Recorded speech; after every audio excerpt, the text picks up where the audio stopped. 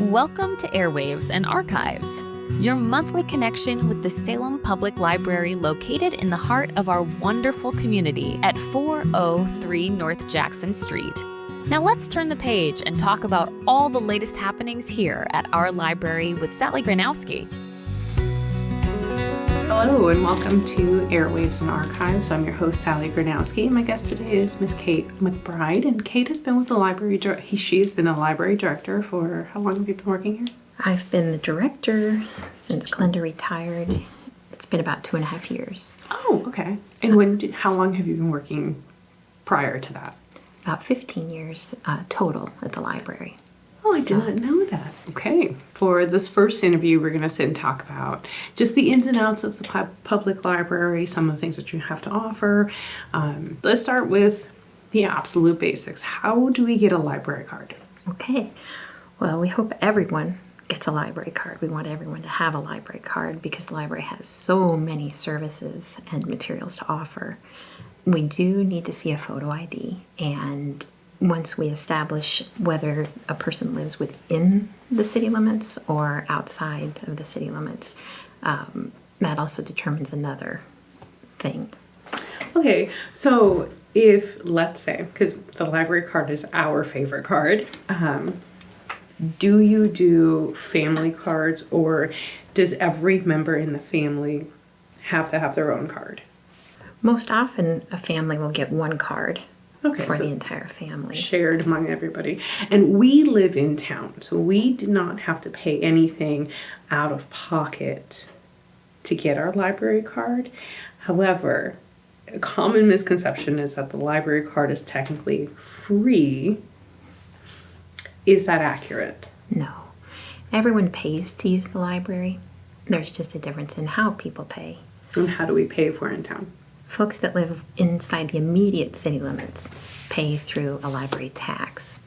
Each December, it's coming up, you will notice on your tax form there is a library tax. So if you are paying that library tax, that's how you're paying for your library membership. So it's like property taxes or the taxes. We homeschool, but we still pay the school taxes. So it's similar to that. It is. Okay.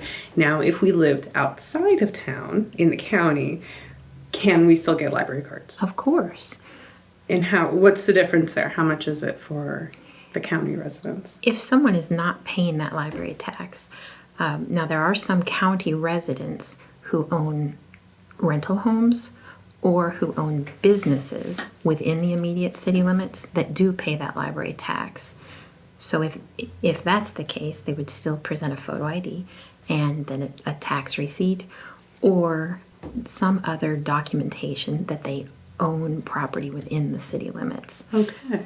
If someone lives outside the immediate city limits and is not paying the property tax or the library tax in any way, they are asked to pay the library directly for the same services that someone who's paying the tax does. For a 6-month library membership, it is $25. And for an annual library membership, the cost is $50. Oh, $50 for the whole year. For the entire year. That's not so bad. Well, not considering that today you can't even buy 2 hardback books for $50 unless you get them on sale. Yeah, unless you get them from a used bookstore, you really can't. They're kind of expensive. Okay, well, that is really good information to know. So just because we live in the county, just because somebody may live in the county does not mean that they're not welcome to come into the library and use the facility to get a card. They still can. Of course, everyone is welcome at the library. And just because you visit the library, you don't have to have a card. Really? There are so many things to do that don't require a card. A card is necessary for circulation. If you want to take an item home, borrow it, then you need to have a library card. But we have areas to just sit and relax. We have areas for research and study. You can utilize the library materials without having a card. And correct me if I'm wrong, but the library is a cooling station in the summertime and a warming station in the wintertime. Definitely. So if we have residents in town and out of town who maybe they're having a little trouble heating their home properly or whatnot. They can come in and stay warm in the winter and stay a little cooler in the summer. Maybe read a book or two while they cool off. Right. Everyone is welcome at the library, always. Wonderful. One of the services that you guys provide is you guys have a computer lab with computers that have access to the internet. So if somebody at home needs to fill out an application or print off a resume or whatnot, they can come in and do that. They don't necessarily have to they don't necessarily have to have a library card in order to do that. That's correct. Okay. The computer lab has 10 PCs. They are hooked up to a printer that does produce black and white copies. Anything that is printed does cost anyone, whether they have a library card or not, 25 cents per page. Sure, to pay for the copies. Right, and anyone who utilizes the PCs or the Wi-Fi does have to fill out a user agreement. The user agreement is available at the circulation desk. Again, we do need to see a photo ID. Also, the user needs to be 18 or older. Okay. That was going to be my next question. Okay. Does it have to be a government issued photo ID or can a school ID suffice? A school ID will suffice. However, if the student is underage, they also have to have a parent or legal guardian with them to sign the user agreement. Okay. People who live in town and people who live out of town, everyone technically pays for a library card. It's just some of us pay the library fees through our taxes, our yearly taxes, and some of us have to pay directly. Now, I know that the library has been talking about, interested in becoming a county library. Yes. What would that mean as far as these library fees? Having a county library would mean that every resident of Dent County pays that library tax. So they would be paying for their library membership or library services that way. Through their taxes. Exactly. It would show up every December when we all get our paperwork from the courthouse.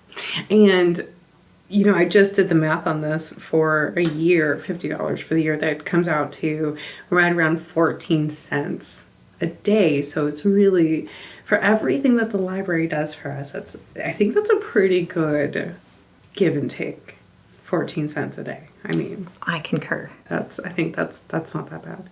Right. Especially when you consider the breadth of services and materials provided by the library.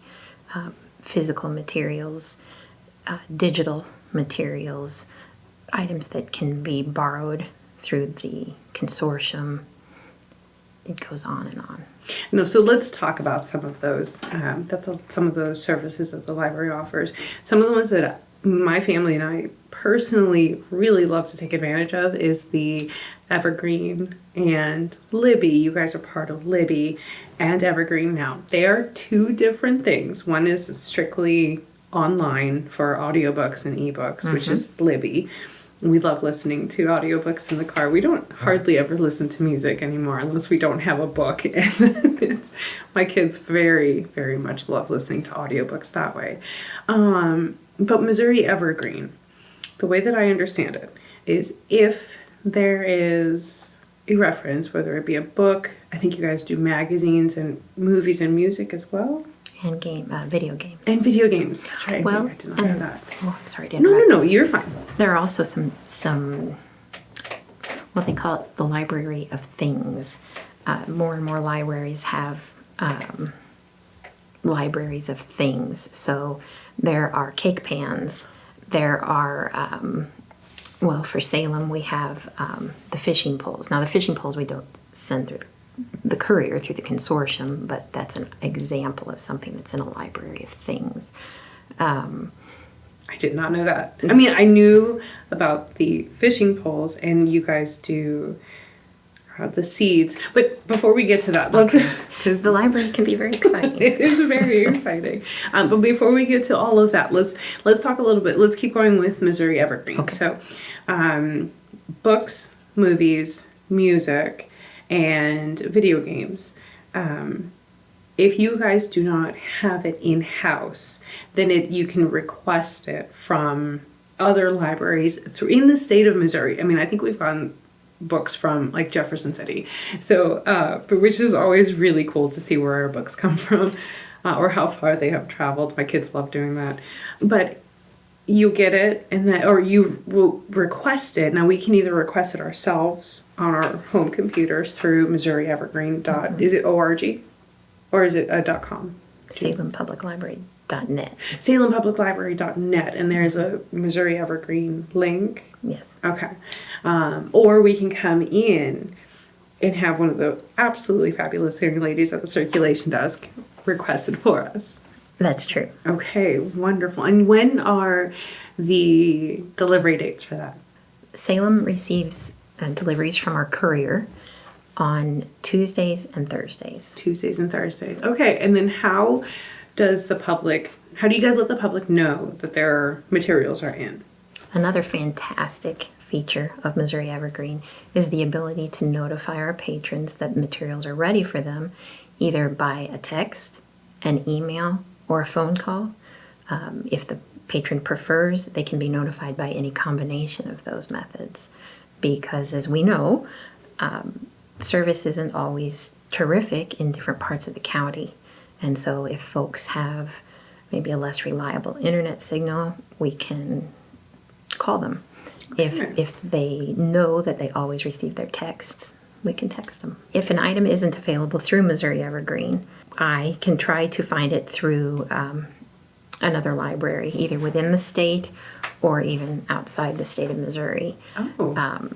If that library is willing to share the item with us, I'll fill out some paperwork, no problem. And that library will mail it to us through the Postal Service. We do charge $6 for that. That covers our postage. Okay. Then I generally will call the patron unless they've specifically requested to be emailed. Most often, those are from academic libraries or legal libraries.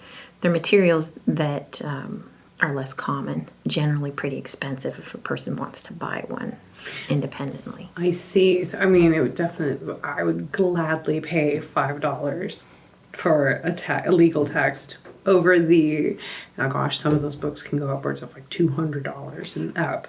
Right. So that's definitely something to take advantage of. So the Library of Things. Mm-hmm. We talked about that a little bit when we talked about Missouri Evergreen. Now I know that you guys have the fishing poles. How do we check out the fishing poles, and how long can somebody check out those fishing poles? Fishing poles may be checked out with a library card. They do circulate for 3 days. So that's the shortest circulation period that we have for any of our materials. And is it just the fishing poles, or is it the fishing pole plus all the fun stuff like the tackle and all that? Tackle boxes are available for circulation independently of the fishing rods. They include the typical gear that a person would need to fish. The only thing that they don't include is bait. And even then, we have had some incredibly generous patrons within the community that have provided the rubber worms. I'm sure there's an official name for those, and I don't know. I've always just called them rubber worms. The rubber worms. And so those are available as well with the tackle boxes. So technically, those could be used as bait. Okay, so if somebody is just completely brand new to fishing, doesn't want to invest all the money in something they don't even know if they're going to enjoy, they can check that out from the library, the whole kit and caboodle, and try kind of like a try before you buy situation. Exactly. Or We often see grandparents come in if they've got grandchildren visiting, or they're taking all of their grandchildren to fish on a day off from school or another occasion. They don't have enough poles. They'll come in and borrow some from the library. Okay. That's a very good point. So what else can we request? Things like baking pans from other libraries? I'm fascinated. What else can we request? That will vary depending on the item and the library that owns the item. We would have to check the catalog, and in the catalog, it is often indicated whether or not an item is holdable. What does that mean? That means that the owning library is willing to share it, to send it through the courier. Okay. Some things would be too awkward to send through the courier, like a fishing pole. That would be. But there are cake pans. Some libraries circulate tools. Oh. I don't know if there are libraries within Missouri Evergreen that share their tools through the courier. That is something that would be quite interesting to look up. Yeah, I would. But some libraries, as you said, do circulate cake pans. Some libraries circulate mobility aids like crutches or walkers. Just about anything that a library is willing to share, catalog and has space to shelve. So how would somebody go about trying to find an item that they would need? Would they need to come in and speak with you at the circulation desk, or is there a way to do it online? Both. Oh. We are always happy to help people at the circulation desk. Everyone's always so nice. Thank you. But the same type of search can be done at salempubliclibrary.net by selecting Missouri Evergreen as the default library, and seeing what libraries come up in the search as having those items, just like you would a book or an audiobook. I had no idea. I legitimately had no idea. That is so fun. There are board games. There's a board game I really want to play, and I intend to borrow it through Missouri Evergreen as soon as the library that owns it is willing to share it. Oftentimes, if an item is new at a library, that library will not share that item. They'll retain it for a period of 3 to 6 months on average, simply so that their patrons have the first opportunity to utilize that item. Salem does that too. Makes for sense. A lot of items. Well, it's our taxpayers that have paid for them, and we want them to get to use it first. Yeah, no, that makes perfect sense. I completely understand that.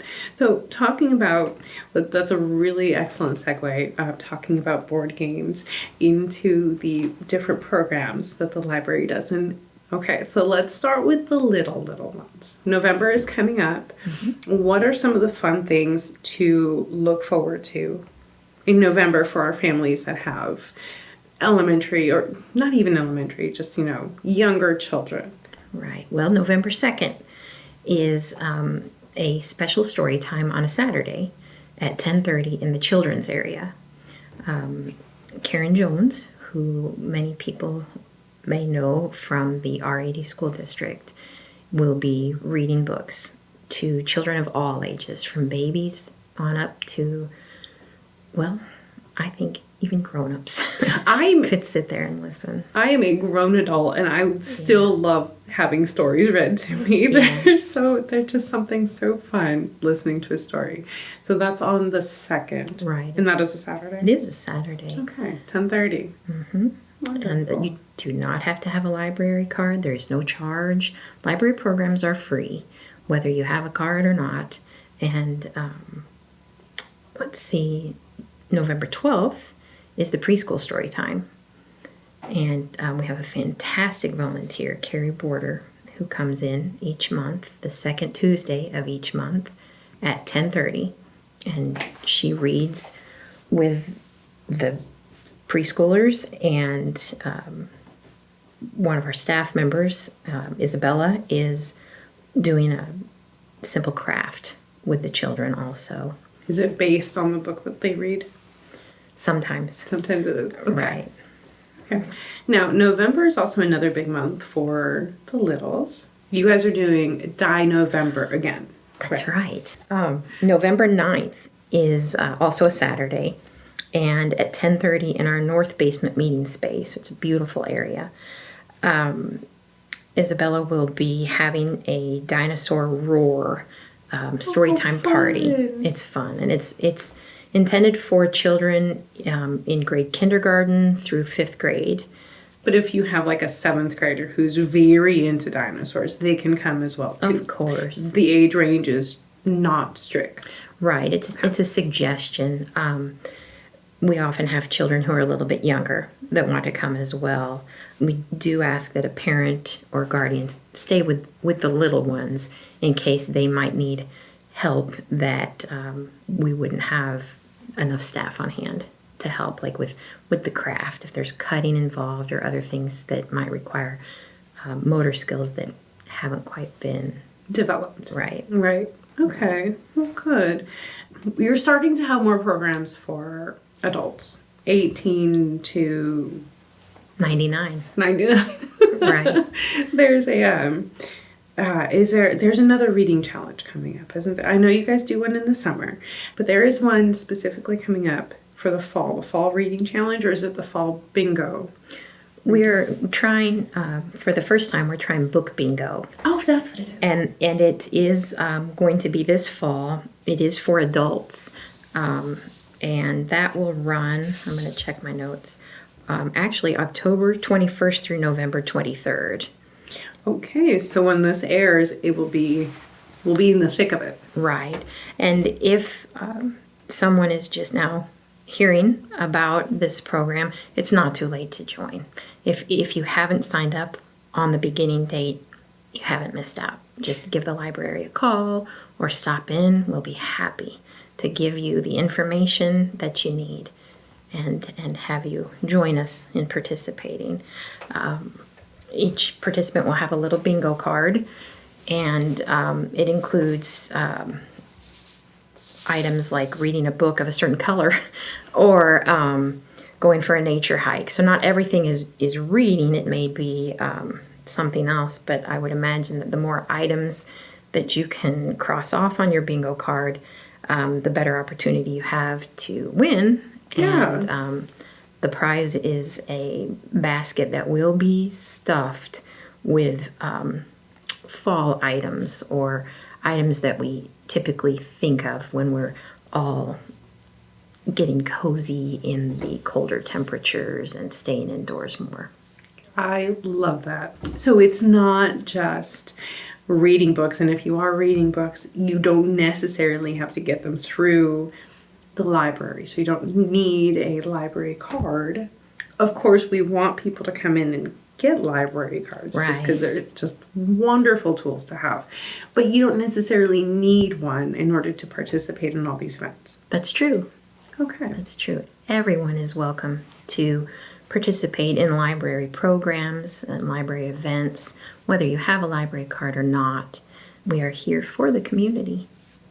Jumping right back into the programs for the library, something you do regularly for, I want to say, the seniors in our community, senior citizens, not necessarily high school seniors, is the recollections. Yes. Now, I've seen signs for it, and I've seen I've seen the library post about it on social media, but can you explain what it is? Happily. Recollections is a program, monthly program. It's on the second Wednesday of each month. They meet at 10:30 in that north basement meeting space. It's generally hosted by an amazing library volunteer, Barbara Pratt. And Barbara has been active. Barbara used to work for the library years ago. And she has volunteered for the library for, I couldn't tell you how many years, through programs and through Friends of the Library. Recollections is intended for citizens who are of a certain age, 60 years and older. Again, that's a guideline. If there's someone who's younger that wants to come, I would imagine they'd be welcome. Each month, Barbara has a theme for the discussion, a topic of discussion. The November 13th discussion will be jobs I've held over the years.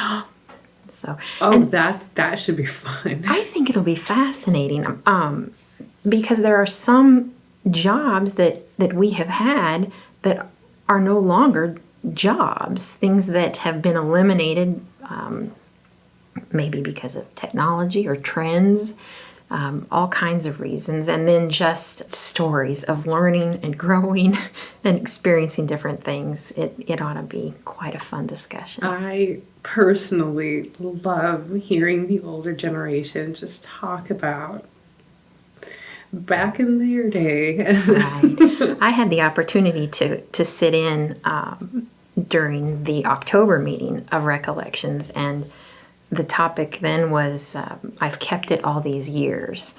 And so we talked about items that we hang on to for whatever reason. And that was a delightful conversation. I felt privileged to get to hear people's stories. So cool. I bet it was just absolutely awesome. It was fun.